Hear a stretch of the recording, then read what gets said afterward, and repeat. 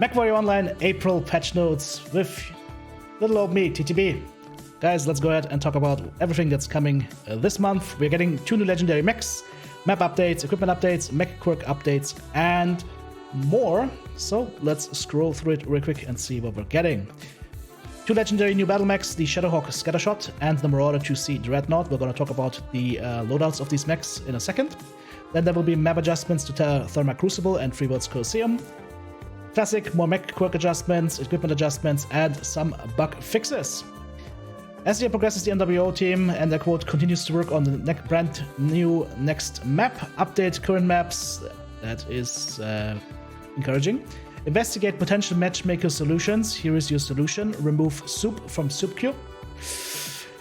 Then improve the overall gameplay experience, yes. They want to investigate faction play again, okay. Look at bringing drop decks to quick play, yes, excellent. Bring new mechs into the game, look at into the overall gameplay balance and player feedback, for example, investigating potential long-range versus short-range balance issues. And they're not potential balance issues, they are issues. But this is encouraging. I mean, encouraging as in like carefully optimistic, not, hey, I'm pumped for this, carefully optimistic. They know it's there, they're looking at it. Okay, speaking of the NWO team, they hired a new 3D artist, more of that coming in May, so that is also encouraging because it means the team is expanding again. There's also going to be a new sale, and there's going to be a new event queue going on, so that is just some classics. Now, legendary battle mechs with battle passes, Shadowhawk Scattershot, Mechwarrior 2C Dreadnought. Each mech will be $15 US, available on Steam and on the website. Coming with a custom paint job, outlier quirks, and 30% CBIL boost. And their mini battle pass system driven by Mech XP. Containing once again GSP, CBILs, MC premium time, and cockpit items, decals, colors, and bolt-ons. With no expiration date with the battle pass, which is a nice thing. So, here is the Scattershot. This mech contains a unique quirk, 0 cockpit shake while using jump jets. Very interesting. Not so important for missiles maybe, but if you're going like long-range ducker with this and jump jetting, this could be very nice. But it is still a Shadowhawk. We're talking about a medium inner sphere mech here. 2 words, medium and inner sphere. The amount of weapons you can bring on something like this is going to be very limited. Now, let's zoom in a little bit.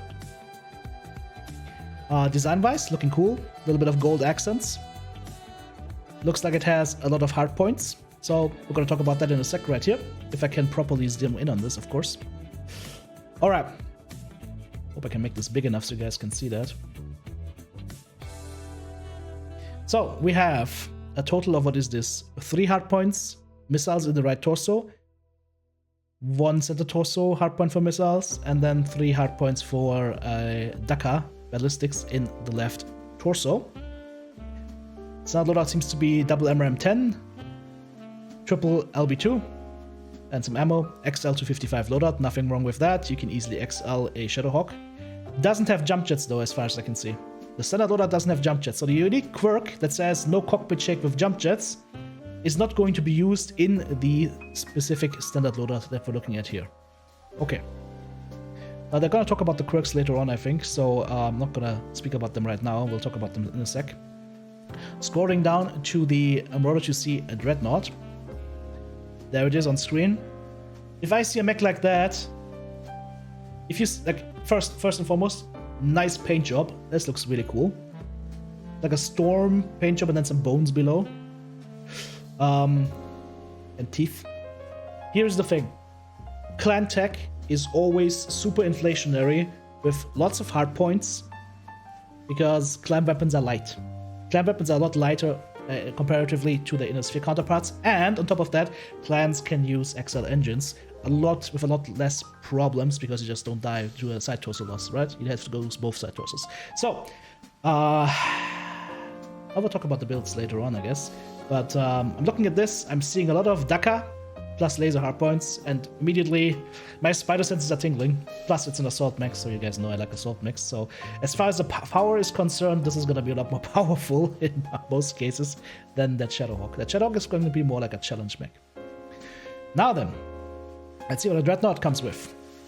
So we have right arm, 1 energy, 1 ballistic, right torso. Actually, we can see it right here. Right torso has 2 ballistic hard points. Head and center torso. Head has 1, center torso has 2 energy hard points. AMS in the left torso, and then a right arm, left arm in this case, 1 ballistic, 1 energy. So, total of 4 ballistic, 5 energy. You can do a lot of stuff with this.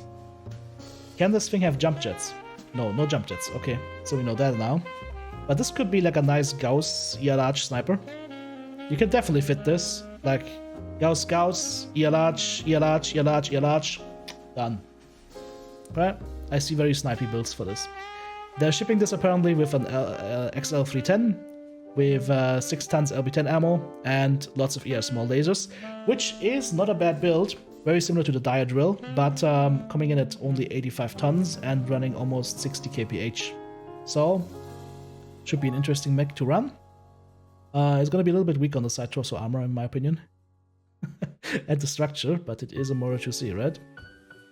Okay. Going back to normal zoom. Or somewhat normal zoom. Let's talk about the... Do the quirks show up later? Okay, I'm not seeing the quirks. Let's talk about the quirks real quick right now. Alright? So, Dreadnought quirks first. What does it say here? It says nothing. I don't know if this is from skills or not, but if it is not from skills, which it doesn't look like it is, we get 2 extra consumable slots and 2 extra strategic strike capacity. That seems to be the thing right here, right now. I don't know. Word of caution, this might be wrong. I don't know about that.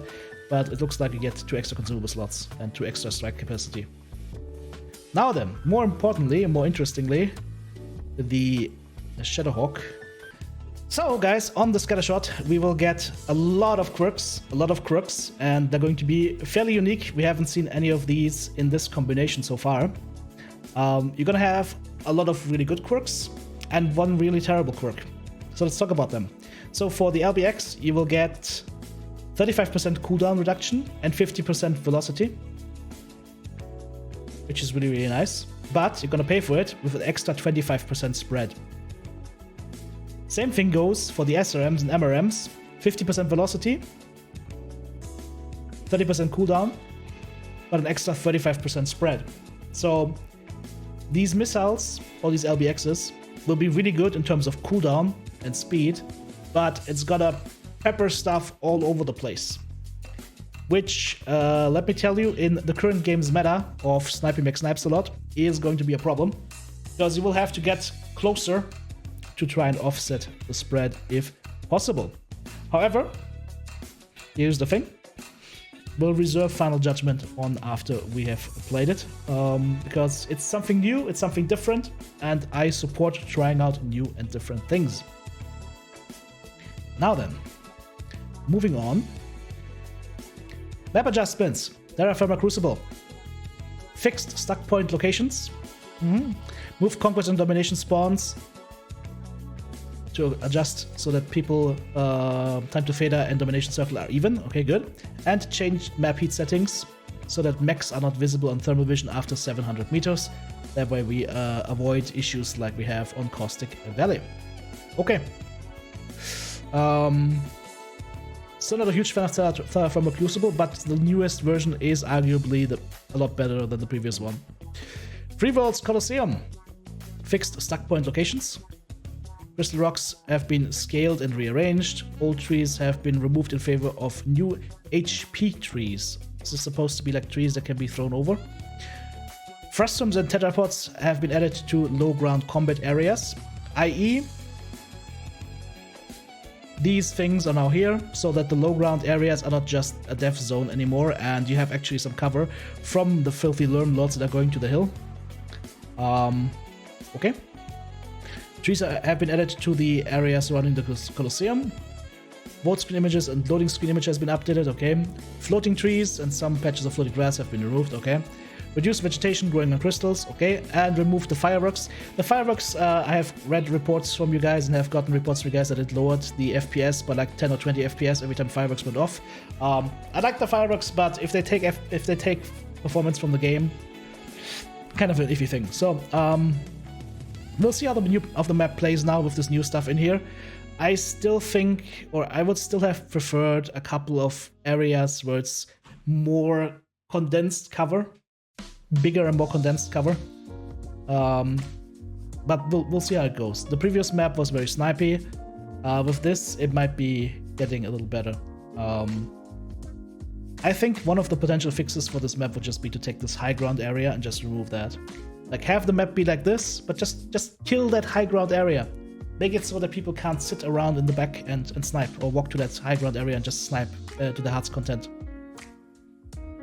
Right? Because there's only one high ground area in the game. You can reach it from both spawns, of course, but there's only one high ground area in the map.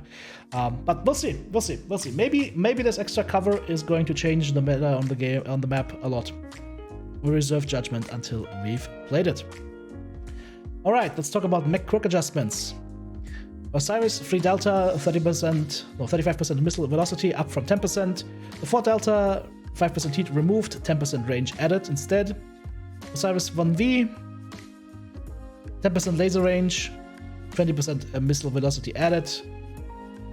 Previous energy range and weapon velocity have been removed, and a missile range changed to 20%. Ah, interesting. I want to play this and test this now. Osiris 1P gets 5% extra UV duration. Firestarter Alpha, 10% energy range have been removed. Flamer range up to 25% extra from 15%. Wolfhound 1, Snap Quirks removed.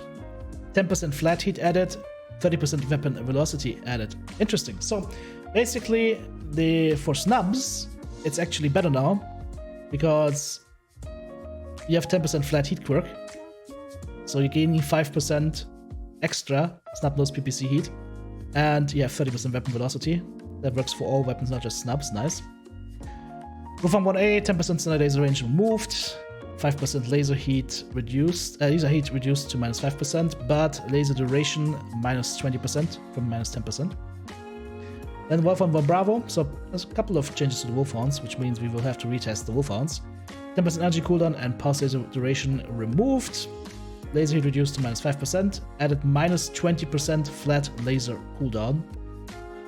Interesting. Wolfhound 2, 10% ER laser heat removed, and full laser heat 15% instead of 5%. Nice. Vulcan, the 5S. Snap nose range and velocity removed, 10% weapon velocity added. Okay, that's a nerf. Especially a snap nose PPC range. Yeah, that's gonna hurt.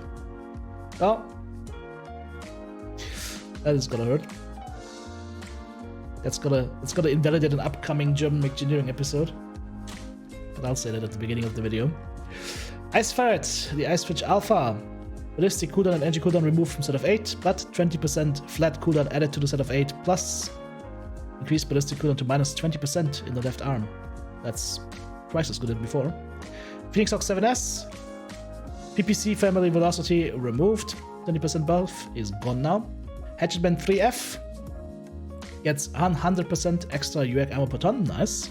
6 Delta gets 15% laser cooldown, 10% range, and Rack Jam ramp up duration to minus 60%. Okay. That's the Hatchetman where somebody wrote, I don't want to run an XL engine with Rakadaka. I understand the feeling, but it just means this is a nice buff to this mech. I don't see enough Hatchetman. Hatchetman 5k, 10% missile heat. Stormcrow, Charlie. Plus 100% says chat, that's a lot of ammo. Yeah, it's double, basically. Stormcrow Charlie removed the LBX cooldown and post laser duration from set of 8, added 5% laser duration flat and 20% weapon velocity, and the left arm will get you LBX spread minus 10% instead of minus 5%. Nice.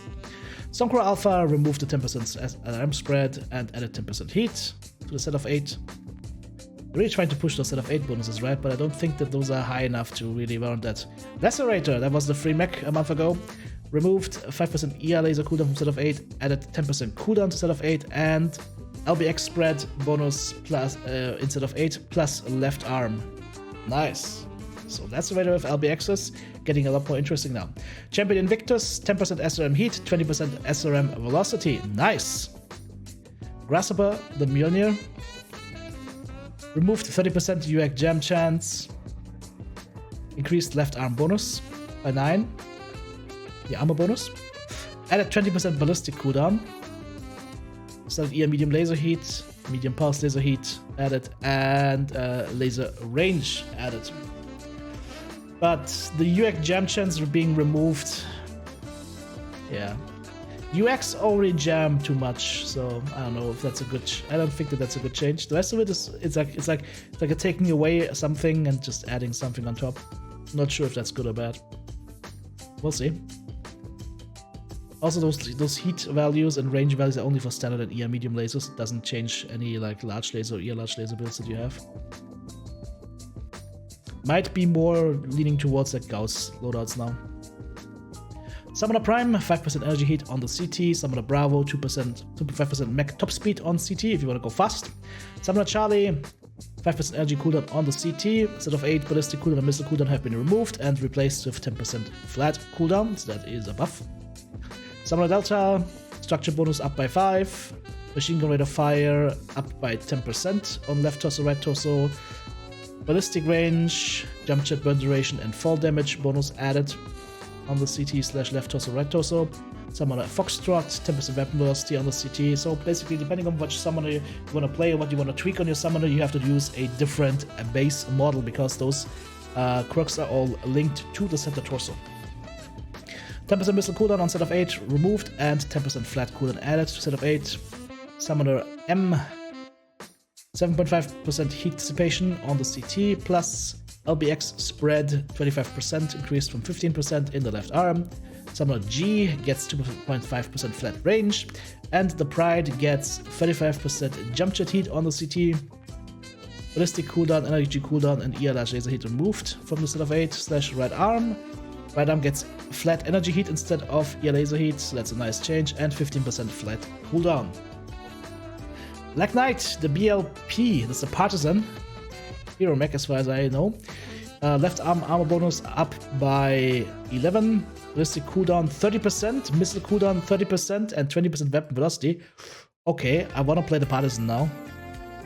It's a little bit of a weird Black Knight, but yeah, we're definitely gonna give that a try. Has some interesting changes here. Yeah, we're definitely gonna give that a try. Timberwolf Prime, 15% ballistic range on the CT. Timberwolf Charlie, UX jam chance 20% instead of 8 from 40%, so that is a nerf. But there is a minus 20% UX jam chance added to the right arm, so removing the jam chance from the set of 8, but adding it on the right arm. So that's nice if you want to switch that right arm to a different Timberwolf model. Timberwolf Warrant, 10% LBX spread on the CT. Annihilator 1E, 10% energy heat removed, but flat heat minus 15%. Ooh, 1E. Fafnir, all variants. Yeah. We realized that changing the hitboxes on the Fafnir made the Fafnir shit, so we're adding extra armor on top.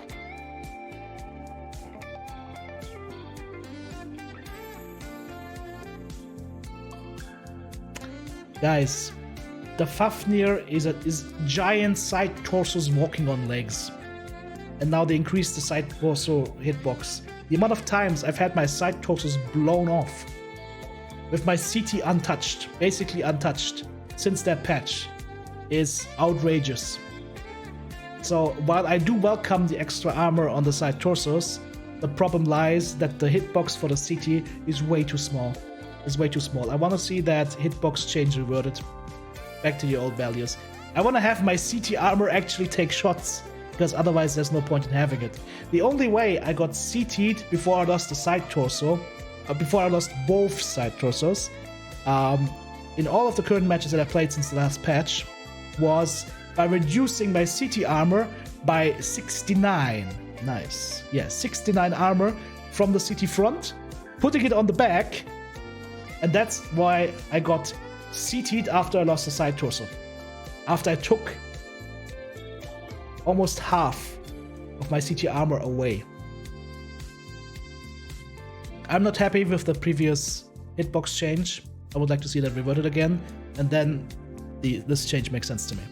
Because Fafnir needs a little bit more side torso armor, yes, but The hitboxes are just atrocious now. It's terrible. Replace it, please.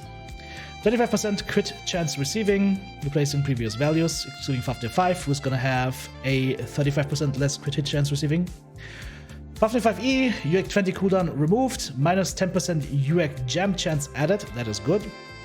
Fafnir 6r, flat heat minus 15%, 10% LBX cooldown, 10% LBX spread, and laser heat scale limit +1, all lasers. Interesting. Gonna have some to play around with those a little bit. Fafnir 6u, EPC family velocity and ballistic velocity removed, 10% flat weapon velocity added, and 15% UX jam duration added. I'm never a fan of UX jam duration, I just want to see UX jam chance because UX just jam too much. Equipment adjustments. Jump jets class 1 for the fatties. Burn duration increased by 0.7 seconds, basically. 0.75 seconds. Jump jet recharge rate going up a little bit. Nice. And this is a good change. Inner Sphere Beagle Active Probe. Size reduced to 1 slot, critical slot. And equipment weight reduced to 1 ton from 1.5 tons.